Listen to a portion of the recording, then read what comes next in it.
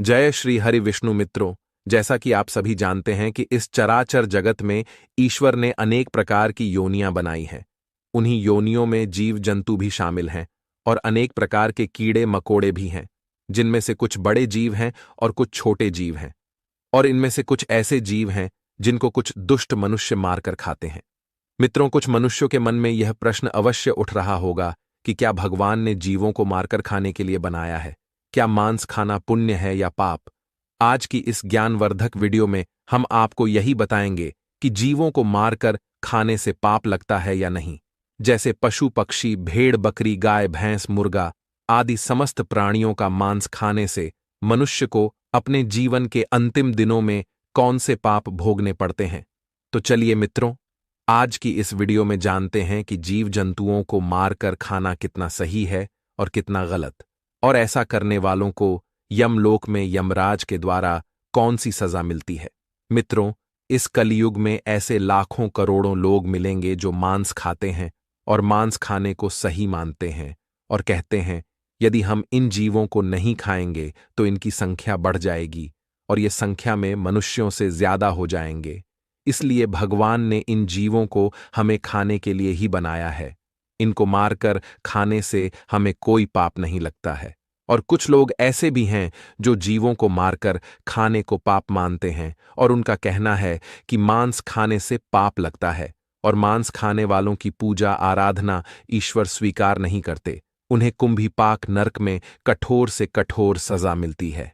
प्रिय मित्रों, आज मैं आपको एक बहुत ही सुंदर कथा के माध्यम से बताऊंगा कि मांस खाना मनुष्यों के लिए कितना सही है और कितना गलत, और भगवान ने मांस खाने वालों के बारे में क्या बताया है और उन्हें नरक लोक में कौन सी सजा मिलती है।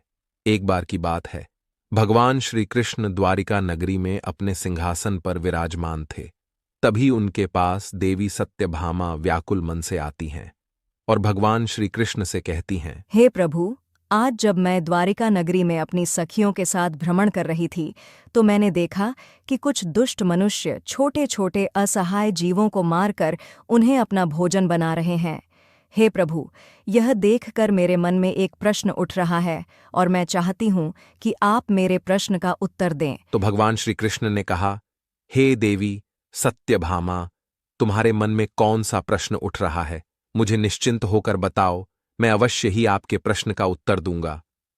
तो देवी सत्यभामा ने कहा, हे प्रभु, क्या छोटे छोटे इन निर्दोष जीवों को मारकर खाना मनुष्य के लिए पाप है या पुण्य है? तो भगवान श्री कृष्ण ने मुस्कुराते हुए कहा, हे देवी, मैं आपके इस प्रश्न का उत्तर एक पौराणिक कथा के माध्यम से देना चाहता हूं।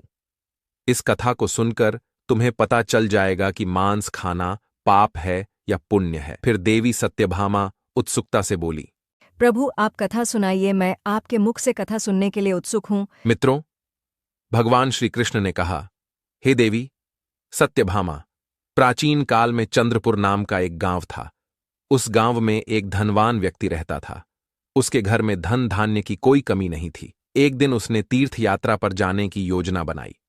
तीर्थ यात्रा पर जाने से पहले उसने अपने घर में एक विशाल भंडारे का आयोजन किया और गांव के सभी लोगों को उस भंडारे में आमंत्रित किया। गांव के सभी लोग भंडारे में भोजन करने के लिए उसके यहां आए। मित्रों, उस धनवान व्यक्ति ने भंडारे में दो तरह के भोजन बनवाए थे, एक शाकाहारी भोजन और दूसरा मांसाहारी भोजन। मांसाहारी भोजन में उसने बकरी, मुर्गा, मछली आदि बनवाया था और सभी गांव वालों को बकरी, मुर्गा और मछली का मांस परोसा गया और गांव वालों ने बहुत स्वाद से खाया। और जो लोग मांस खाना पाप मानते थे उन्होंने शाकाहारी भोजन खाया। और सभी गांव वालों के भोजन करने के बाद उस धनवान व्यक्ति ने जब यह देखा कि कुछ गांव वालों ने तो भोजन में मांस मछली खा ली, परंतु कुछ लोगों ने इसको हाथ भी नहीं लगाया, और यह देखकर उस धनवान व्यक्ति ने सभी गांव वालों को एक जगह पर बुलाया और उन्हें संबोधित करते हुए कहा, मेरे प्रिय ग्रामवासियों, मैंने आप सभी को यह बताने के लिए एकत्रित किया है कि ये मांस, मछलियां और छोटे जीवों को ईश्वर ने हम इंसानों को खाने के लिए ही बनाया है, ताकि हम उनको मार कर खा सकें। और ईश्वर ने अन्य भोजन के साथ साथ मनुष्यों को खाने के लिए मछलियां और कई तरह के छोटे छोटे जीवों को जन्म दिया है। उस धनवान व्यक्ति की यह बात सुनकर सभा में बैठा एक 18 वर्षीय लड़के ने कहा, श्रीमान जी, आप गलत कह रहे हैं। उस नवयुवक लड़के की इस बात को सुनकर वहां उपस्थित सब गांव के लोग आश्चर्यचकित हो गए और उसकी तरफ देखने लगे। तभी उस धनी व्यक्ति ने कहा, बेटा, तुम्हारे कहने का मतलब क्या है? तब उस लड़के ने बहुत ही सरल स्वभाव में कहा, श्रीमान जी, इस संसार में समस्त जीवों को परमात्मा ने बनाया है, लेकिन इनको मारकर खाने के लिए नहीं, बल्कि इनको अपना जीवन जीने के लिए। और यह छोटे छोटे जीव भी पृथ्वी पर रहने वाले मनुष्यों की तरह ही जन्म लेते हैं, और मनुष्यों की तरह ही उनकी भी मृत्यु होती है। और जिस तरह हम मनुष्यों को चोट लगने पर पीड़ा होती है, उसी तरह उन्हें भी पीड़ा होती है।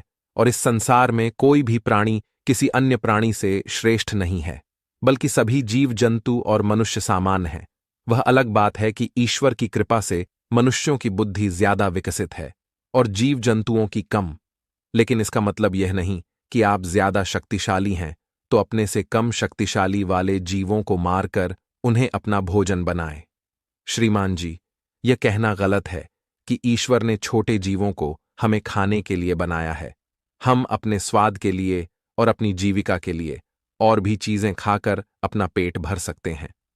ईश्वर ने हमें जीव जंतुओं से अधिक बुद्धि दी है। इसका मतलब यह नहीं कि हम अपने शरीर के पोषण के लिए किसी को भी मार खा सकते हैं।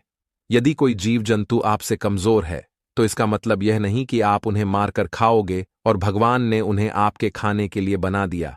अगर आपको छोटे जीवों को मारकर खाने में अच्छा लगता है, ठीक उसी प्रकार शेर, चीता और बाघ जैसे बड़े जानवरों को हमारे शरीर का मांस बहुत स्वादिष्ट लगेगा और वे जब चाहे हमें पकड़कर अपना भोजन कर सकते हैं। तो इसका मतलब यह कदापि नहीं है कि ईश्वर ने हमें शेर, चीता और बाघ के भोजन के लिए बनाया है। यदि आप ऐसा मानते हैं कि मुर्गा, मछली, भेड़, बकरी को भगवान ने हमारे भोजन के लिए बनाया है, तो फिर शेर, चीता, बाघ से अपनी रक्षा क्यों करते हो? भगवान ने आपको भी तो उनके भोजन के लिए बनाया है, तो आप शेर, चीता और बाघ जैसे जानवरों से खुद को क्यों बचाते हो? आगे वह लड़का उस धनवान व्यक्ति से कहता है, हे श्रीमान, जिस प्रकार आपको अपना शरीर प्यारा है, आपको अपनी जान प्यारी है, उसी तरह सभी प्राणियों को अपनी जान प्यारी है और अपना शरीर प्यारा है। चाहे वह छोटा जीव हो या बड़ा मनुष्य, अपने आप को सभी जीवों से श्रेष्ठ समझता है, परंतु वास्तव में यह मनुष्य कभी कभी मूर्खों वाले काम करता है। ये दुष्ट मनुष्य अपने से छोटे जीवों को मारकर खाते हैं। मित्रों, इस तरह उस नवयुवक लड़के की बात सुनकर उस धनवान व्यक्ति का मुंह बंद हो गया और वह सभा के सामने बहुत लज्जित हुआ। और गांव के सभी लोग उस लड़के की इन बातों से सहमत हो गए। और फिर भगवान श्री कृष्ण ने देवी सत्यभामा से कहा, देवी, मैं तुम्हें भगवान शिव जी का एक और उपदेश सुनाता हूं। इस उपदेश को स्वयं भगवान शिव जी ने माता पार्वती को सुनाया था। हे देवी, इस उपदेश को सुनने के बाद आपको पता चल जाएगा कि मांस खाना पाप है या पुण्य। तो देवी सत्यभामा ने कहा, सुनाइए प्रभु, इस कथा को पूरा मन लगाकर सुनना, नहीं तो कथा आपकी समझ में नहीं आएगी, क्योंकि आधी अधूरी कथा सुनने वाले लोग ही मांस, मछली और छोटे जीवों को मारकर खाते हैं। जो कथा को पूरी सुनता है वह जीवन में ऐसा पाप कभी नहीं करता है और उसके घर में माता लक्ष्मी जी वास करती है। मित्रों, कथा सुनाते हुए भगवान श्री कृष्ण कहते हैं, हे देवी, एक बार एक सन्यासी महात्मा जंगल में तपस्या कर रहे थे। तभी उनके पास एक छोटा सा मृग तेजी से भागता हुआ आया और उनके पीछे छुप गया। वह हिरण बहुत भयभीत था। उस भयभीत हिरण को देखकर सन्यासी महात्मा की तपस्या भंग हो गई और उन्होंने गुस्से में उस हिरण से पूछा, हे मृग, तुम इतने डरे हुए क्यों हो? तुम्हें क्या परेशानी है और किसके डर से तुम मेरे पीछे छुपे हुए हो?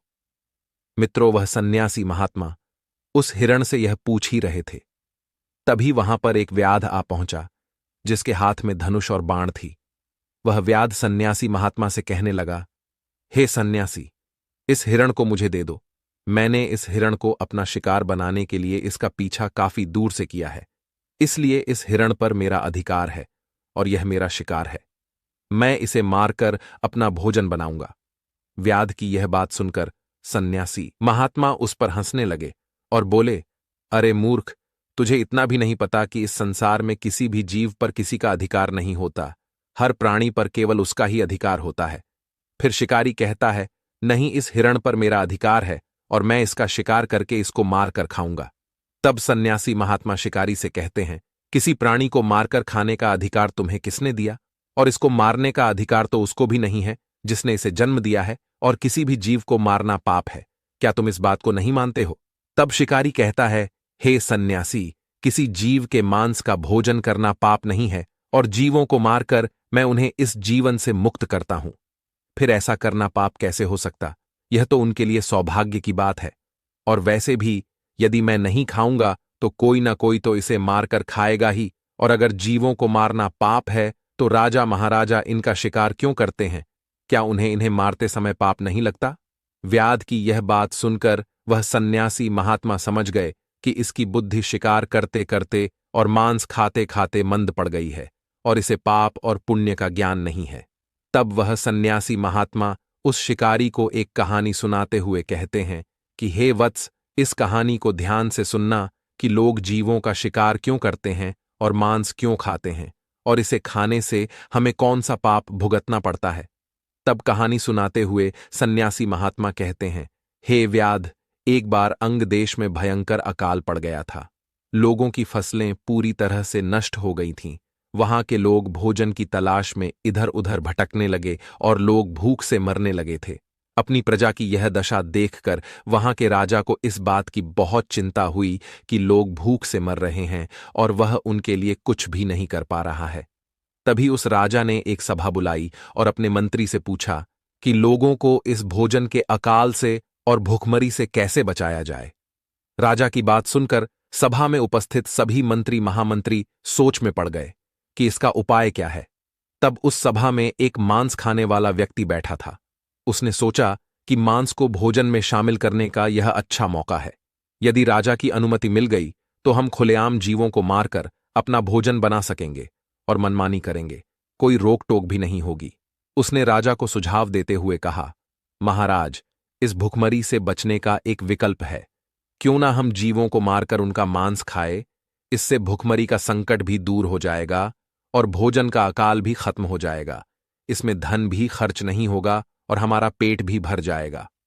सभा में बैठे सभी लोगों को यह बात सही लगी और सबने बोला, महाराज, भूखमरी से बचने का यही एकमात्र विकल्प है। लेकिन राजा के महामंत्री उस व्यक्ति की यह बात बिल्कुल सही नहीं लगी और वह सभा में चुपचाप बैठा था। तब राजा ने पूछा, महामंत्री जी, आप चुप क्यों बैठे हो? तब महामंत्री ने कहा, महाराज, जीवों को मारकर खाना सही नहीं है और मैं अपनी राय आपको कल दूंगा।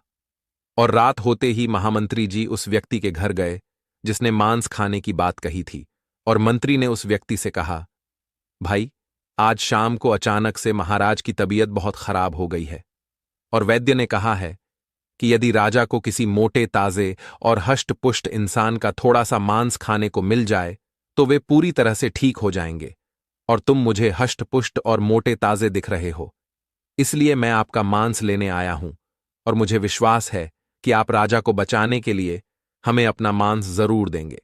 यदि तुम हमें अपने शरीर से थोड़ा सा मांस दे दोगे तो महाराज ठीक हो जाएंगे। इसके बदले में महाराज तुम्हें बहुत सारा धन देने के लिए तैयार है। महामंत्री की यह बात सुनकर वह आदमी बहुत डर गया और वह भागता हुआ अपने घर के अंदर गया और अपने घर से बहुत सी स्वर्ण मुद्राएं लाकर महामंत्री को दे दिया और कहा, महामंत्री जी, आप मेरे शरीर के मांस के बदले यह स्वर्ण मुद्राएं ले लीजिए और इन स्वर्ण मुद्राओं से किसी और का मांस खरीद लीजिए।